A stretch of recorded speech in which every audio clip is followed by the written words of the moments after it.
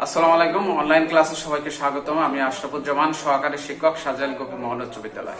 তো আজকে আমরা সাধারণ গণিতের একাদশ অধ্যায় বীজগণিত অনুপাত সমানুপাত সম্পর্কে আলোচনা করব। তো চলো পড়া যাক। ধরে নাও যে আমি একটা আপেল খেতে পারি, আমার এক বন্ধু আছে, সে 3টে আপেল খেতে পারে। তাহলে আমার থেকে সে কয় গুণ বেশি খেতে পারে? 3 গুণ বেশি খেতে পারে। তাহলে আপেলটা হচ্ছে লোকেন কি কেজিতে, আমরা এককটা ধরি কি, এর এককটা পরিমাপ করি কিভাবে, যে কেজিতে, তাই না? আর আপেল, সেও আপেল খেয়েছে, আমিও আপেল খেয়েছি, সমজাতীয় দুইটি পদার্থ আমরা কি বলতো খেয়েছি। তো হচ্ছে লোকেন কি, এ থেকে যদি আমরা ভগ্নাংশ আকারে প্রকাশ করি তাহলে এটি হবে কি বলতো একটা অনুপাত। অর্থাৎ একই এককে সমজাতীয় রাশির পরিমাণে একটি অপরটির কত গুণ বা একটি অপরটির কত অংশ তা ভগ্নাংশ আকারে কি বলতো প্রকাশ করা যায়। এই ভগ্নাংশটাকে বলা হয় কি, এই ভগ্নাংশটাকেই বলা হয় হচ্ছে লোকেন কি অনুপাত। ধরে নাও অনুপাত একটা হচ্ছে লোকেন কি, যে আমি আবার বলছি, একই এককে সমজাতীয় দুইটি রাশির পরিমাণের একটি অপরটির কত গুণ বা একটি অপরটির কত অংশ তা ভগ্নাংশ আকারে প্রকাশ করা যায়। এই ভগ্নাংশকে রাশি দুটির কি বলা হয় বলতো অনুপাত বলে। তো আমরা অনুপাতের সংখ্যাটা বুঝলাম, যে ধরে নাও যে এ বলতে হচ্ছে লোকেন একটা আপেল, বি বলতে হচ্ছে লোকেন কি 3টে আপেল। এই এ বাই বি একে আমরা কি করলাম ভগ্নাংশ আকারে প্রকাশ করলাম। তাহলে হচ্ছে লোকেন কি, এটা বোঝাবে যে এখানে যদি এ হয় একটা আপেল, এ একটা আপেল খেয়েছে, যেটা বলছিলাম এ 3টে আপেল খেয়েছে, তাহলে হচ্ছে লোকেন 1:2 হচ্ছে লোকেন কত 3 ভগ্নাংশ আকারে প্রকাশ করা যায়। এখন এই ভগ্নাংশ আকারে একেই বলা হবে কি বলতো অনুপাত। এখানে এটাকে বলা হবে হচ্ছে লোকেন কি বলতো পূর্ব রাশি, আর এটিকে বলা হবে কি বলতো উত্তর রাশি। তো আমরা অনুপাতটা বুঝলাম যে একটি অপরটির কত গুণ বা একটি অপরটির কত অংশ, তার যখন আমরা ভগ্নাংশ আকারে প্রকাশ করব, সেই ভগ্নাংশ আকারটাকেই বলা হবে কি বলতো, সেই ভগ্নাংশটাকে বলা হবে, সেই ভগ্নাংশটাকে বলা হবে স্লোগান কি, একটা স্লোগান কি, সেই ভগ্নাংশটাকে বলা হবে স্লোগান কি অনুপাত। এখন আমরা বুঝবো যে সমানুপাতটা স্লোগান কি, সমান অনুপাত, সমান অনুপাতটা স্লোগান কি, সেটা আমরা অনুপাত বুঝলাম। এখন স্লোগান কি সমানুপাত। 4টে রাশি যদি এইরূপ হয়, অর্থাৎ 4টে রাশি যদি এইরূপ হয়ে থাকে যে প্রথম রাশি দ্বিতীয় রাশির অনুপাত এবং তৃতীয় রাশি চতুর্থ রাশির অনুপাতের সমান হয়, তবে তাহা একটা কি বলতো সমানুপাত উৎপন্ন হয়। যে সিস্টেম উৎপন্ন হয় সেটাকে আমরা বলবো কি বলতো, সেটাকে বলা হয় সমানুপাত। অর্থাৎ প্রথম রাশির অনুপাত, অর্থাৎ A হচ্ছে লোকেন কি বি, এ বাই বি সমান সি বাই ডি হয়, তাহলে আমরা এটাকে বলতে পারি কি বলতো একটা সমান অনুপাত। অর্থাৎ সমান অনুপাত, এই সমান অনুপাতে 4টে রাশি একই জাতীয় হওয়ার দরকার নেই। অর্থাৎ প্রথম যে দুইটা, এইটা আর এইটা একই জাতীয় রাশি হবে, এইটা আর এইটার কি বলতো একই জাতীয় রাশি হবে। এখন যখন এই দুইটার যদি একই রাশি জিনিস হয় এবং সেটা যদি সমান হয় এর অনুপাতটা, তাহলে সেই রাশিটাকে আমরা বলতে পারবো কি, যে এটা হচ্ছে লাগান একটা কি বলতো সমানুপাত। ধরে নেই এখানে হচ্ছে লাগান কি 10:, হচ্ছে লাগান কত হচ্ছে 10:5, 10:6, তাই না? 10:, হচ্ছে লাগান 6। এখানে যদি আমি লিখি 20:, হচ্ছে লাগান কত বলতো 20:, হচ্ছে লাগান কত 12, তাহলে হচ্ছে লাগান এটা কি সমান আসে। যে এইখানে যদি আমরা বলতে পারি 10 বাই হচ্ছে লাগান কত 6, 20 বাই হচ্ছে লাগান কত 12, তাহলে হচ্ছে লাগান কত পাই 10 বাই হচ্ছে লাগান কত 6, এখানে 10 বাই হচ্ছে লাগান 2 দ্বারা যদি কাটি 20 বাই, অর্থাৎ 8 আর 8 হচ্ছে লাগান কি বলতো সমান। A যদি B হয়, B:3 হয় সমান 2:, হচ্ছে লাগান কত নিলাম হচ্ছে লাগান কি 3। যে এখানে যদি ধরে নেই যে এই দুইটার অনুপাত 1, এই দুইটা হচ্ছে লোকেন একই জাতীয় রাশি, এই দুইটা হচ্ছে লোকেন একই জাতীয় রাশি, এরা পরস্পর হচ্ছে লোকেন কি বলতো সমান, এরা পরস্পর হচ্ছে লোকেন কি সমান। অর্থাৎ B:3 যদি হয়, 20 এরকম ভাবে আমরা নিলাম যে 20 টু সি সমান সমান হচ্ছে হলো কি বলতো, এরকম একটা রাশি থাকলো যে 3 বাই 4 বাই হচ্ছে হলো কত নিলাম আমরা 5। এই যে আমরা নিলাম একটা হচ্ছে হলো এটাও একটা কি বলতো ওরটা অনুপাত, একটা একটা হচ্ছে সমানুপাত, অর্থাৎ সমান অনুপাত। এখানে b এর মান যদি 4 হয় c এর মান হচ্ছে হলো কত 5, এখানে হচ্ছে হলো এর মান যদি 2 হয় b এর মান হচ্ছে হলো কত 3। এই যে যদি এখানে হচ্ছে হলো একই জাতীয় রাশি হবে, এইটা একই জাতীয় রাশি হবে, এরা পরস্পর যখন সমান হবে তখন আমরা বলতে পারবো যে এটা হচ্ছে হলো কি সমানুপাত। এরপরে হচ্ছে হলো আমাদের করতে হবে ক্রমিক সমানুপাত। ক্রমিক সমানুপাত বলতে বুঝি এবিসি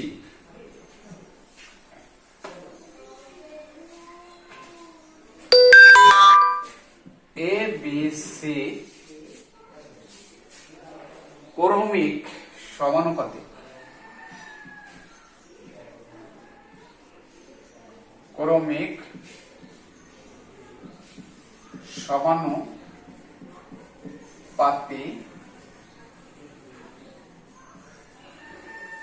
বলতে বুঝি কি বোঝা যায় যে a বাই b বাই কি বলতো b বাই হচ্ছে লগন কি c। অর্থাৎ এভাবে আমরা লিখতে পারি যে a/b সমান b/হচ্ছে লগন c। এটা হচ্ছে লগন ক্রমিক, অর্থাৎ a বাই b বাই হচ্ছে লগন কি c। এখান থেকে আমরা পাই b স্কয়ার সমান সমান হচ্ছে লগন কি বলতো ac।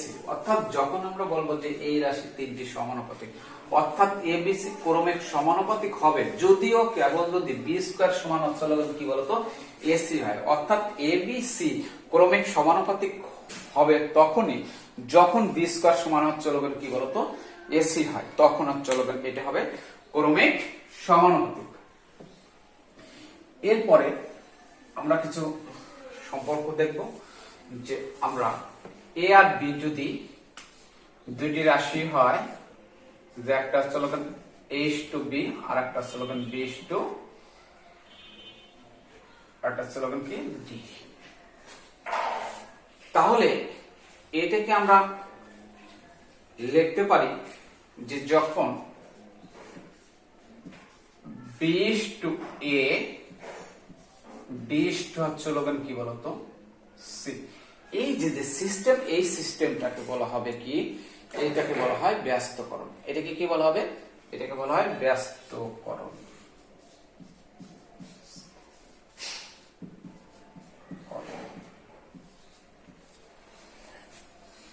অর্থাৎ আমি যদি অন্যভাবে একটু লিখি যে a by b c by d, অর্থাৎ b by a b by c।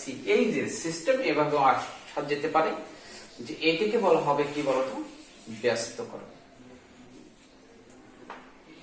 এরপরে আসি যে ব্যস্তকরণটা আমরা বুঝলাম যে উপরের রাশিটা নিচে, নিচের রাশিটা উপরে, উপরের রাশিটা নিচে, নিচের রাশিটা কি বলতো উপরে রাখলাম, তাহলে হলো কি এইটাকে বলা হবে ব্যস্তকরণ। a/b c/ কি বলতো d। এখন এইখান থেকে যদি a/c b/d, এই যে সিস্টেম, এই সিস্টেমটাকে বলা হবে একান্তরকরণ। এটাকে বলা হবে একান্তরকরণ। এর সিস্টেমটা আমরা যখন করব যে কিভাবে, অর্থাৎ a by b c by d যদি হয় তাহলে a by c b by হচ্ছে লগন কি বলতো b বাই d। এই যে সিস্টেম, এই সিস্টেমটার নাম হচ্ছে লগন কি একান্তরকরণ। এরপরে হচ্ছে লগন কি যোজন। যোজন যে a by b c by যদি ডি হয়, অতএব এ প্লাস বি আর সি প্লাস ডি, এটাকে বলা হবে কি যোজন। এই সিস্টেমটাকে বলা হবে যোজন পদ্ধতি। অর্থাৎ উপরের রাশির সাথে নিচের রাশি যখন যোগ করবা নিচের রাশি ঠিক থাকবে, আবার এই পক্ষেরও নিচের রাশির সাথে উপরের রাশির সাথে নিচের রাশির যোগ, নিচের রাশি কি বলতো ঠিক রয়েছে। এই যে যে সিস্টেম, এই সিস্টেমটাকে আমরা বলবো কি, এই সিস্টেমটাকে বলবো আমরা যোজন পদ্ধতি। অর্থাৎ এটা হচ্ছে আমাদের যোজন। এটার প্রমাণটা করা যায় যে কিভাবে আমরা প্রমাণটা করি, যে প্রমাণটা এ প্লাস বি দেয়া আছে সি বাই ডি, উভয় পক্ষকে আমরা 1 যোগ করলাম, এখানে আমরা 1 যোগ করলাম। এখন যদি আমরা লসাগু করি b by c by d, এইটা হচ্ছে আমাদের যোজন পদ্ধতি। টোটাল সিস্টেমটাকে আমরা করব কি যোজন। এখন যদি বিয়োজন পদ্ধতি আমরা করি, যে বিয়োজনটা হচ্ছে কি, বিয়োজন সিস্টেমটা একই ধরনের, যেখানে যোগ চিহ্ন আছে শুধু বিয়োগ চিহ্ন দিলে হবে, যে a minus b c minus d. তবে একটা জিনিস আমাদের লক্ষ্য রাখতে হবে যে এই বিয়োজন যখন শুধুমাত্র আমরা যোজন করব তখন আমরা লবে করব, যখন শুধুমাত্র বিয়োজন করব তখনও আমরা লবে করব, কিন্তু এই হরে কখনো ওই সিঙ্গেলটা করা যাবে না। যে a মাইনাস বি এখানে এরকম ভাবে আমরা করব না যে 1 বাই a উপর a নিচে a minus b c c minus D, এই যে যে বিয়োজন এটা নিচে কখনো করা যাবে না। এখানে সব সময়ের জন্য কি করতে হবে, বিয়োজন যখন আমরা করব তখন আমরা কি উপরে করব। অর্থাৎ এই রাশিটায় যদি আমরা প্রমাণটা কিভাবে আসে, যে প্রমাণ আমরা করি, প্রমাণ a minus b minus 1 c minus d minus 1, তাহলে a minus b by b c minus d by কি বলতো ডি। এইটা আমরা যে করলাম এটা হচ্ছে আমাদের কি হলো, আমাদেরকে বিয়োজন পদ্ধতি। এই পুরো যে সিস্টেমটা, এই সিস্টেমটাকে আমরা কি বলবো বিয়োজন। অর্থাৎ যদি যখন কোন বিয়োজন করা হয় তখন তার পুরো লবে করতে হবে, হরে কখনোর জন্য বিয়োজন করা যাবে না। এখন যদি আমরা যোজন বিয়োজন করি সেই রেসপেক্টে হচ্ছে উপরে ধরে নেই যে a প্লাস বি আমরা যে সিস্টেমে করছিলাম, যে সি প্লাস ডি বাই হচ্ছে কি ডি, এ একটা হচ্ছে ছিল কি যোজন। বিয়োজনটা কি ছিল, এটা যদি আমাদের 1 নাম্বার দেই a মাইনাস বি বাই হচ্ছে b c minus d by হচ্ছে ডি, এটাকে 2 নাম্বার। তো আমরা 1 ভাগ হচ্ছে যদি 2 করি, 1 ভাগ 2 করি 2 হতে পাই, তাহলে আমরা দেখতে পাচ্ছি যে a plus b a minus b c plus D,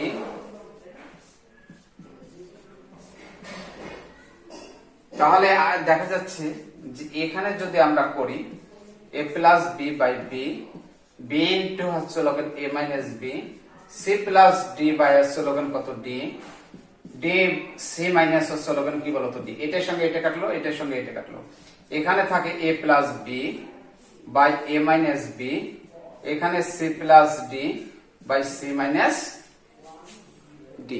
এই যে পুরো সিস্টেমটা এটা হচ্ছে বলা হবে যোজন বিয়োজন।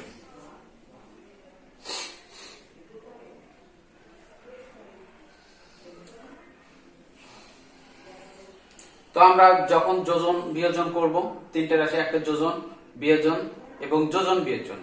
যোজন যখন করব তখন সম্পূর্ণ উপরে, যখন বিয়োজন করব তাও সম্পূর্ণ উপরে, যখন যোজন বিয়োজন করব তখন উপরে যোজন, নিচে থাকবে কি বলতো বিয়োজন।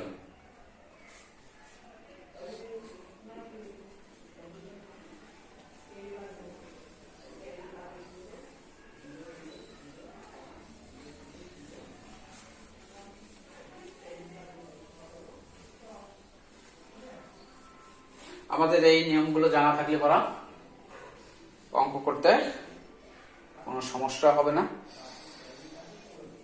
তো অনুপাত সমানুপাতটা একটা গুরুত্বপূর্ণ চ্যাপ্টার।